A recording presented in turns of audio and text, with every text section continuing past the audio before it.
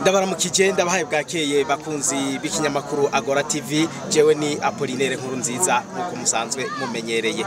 Uno musi turi kuri paruwase ya Mwika, iparuwase nshasha musanzwe mwese muzi yuko twagiye tuyibereka. Ni paruwase ariho igitangura, nibaza yuko yobimaze umwaka umwe n'amezi makeyi, kuko muri iyi misi heze barahimbaje umwaka bamaze abakristo baho binjiye iyi paruwase nshasha.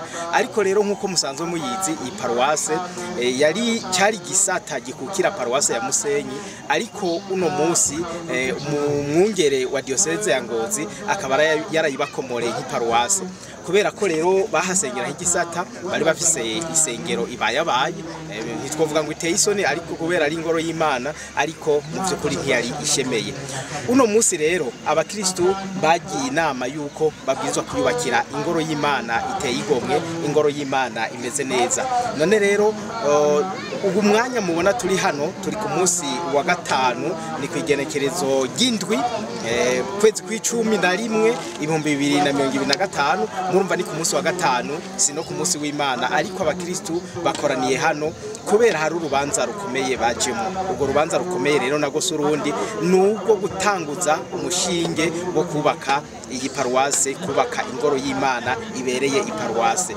Uno musi rero umusenyeri ari umwungere wa diocese ya Ngozi ni waza kuhishikira kugira ngo agire atanguze inyubako y'iyi ngoro y'Imana, no kuvuga ashyire ibuye rya mbere ry'umushinge kuri iyi ngoro y'Imana, hanyuma abakristo baheze bashobore gutangura kubaka kubera ko barose urusha rwa musenyeri. None uno musi rero niho twashyitse natwe kugira ngo tuze kuvyibonera, tubibereke yuko uno musi abakristo ba paruwase ya Mwika batanguye icese kubaka ingoro y'Imana.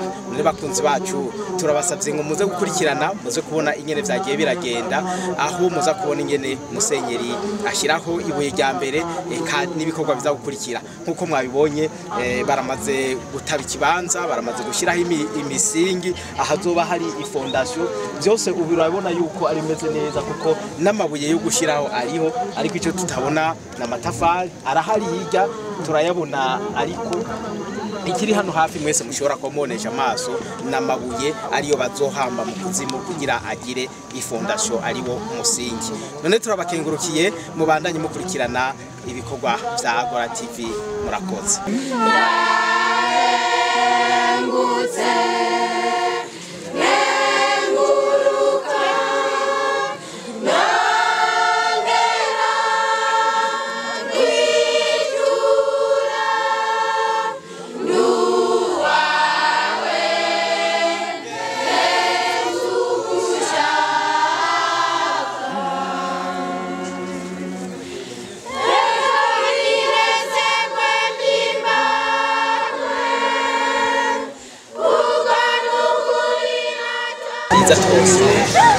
Padiri mukuru w'iparuwasi ni nawe yayitanguye, niwe mupadiri wa mbere yatanguza kuri no paruwasi. Paruwasi bayeho baciye bamuha ubutumwa bwo kwakorera Padiri Alfred. Turaza kumurondera kugira ngo nawe nyene tuganire, ashobora kutubwira uko abakristo biteguye n'ingufu bari barashyiramo kugira ngo kino gikorwa cy'Imana kize kigende neza. urabibona yuko uravye bimaze gukorwa harimo ingufu nyinshi z'abakristo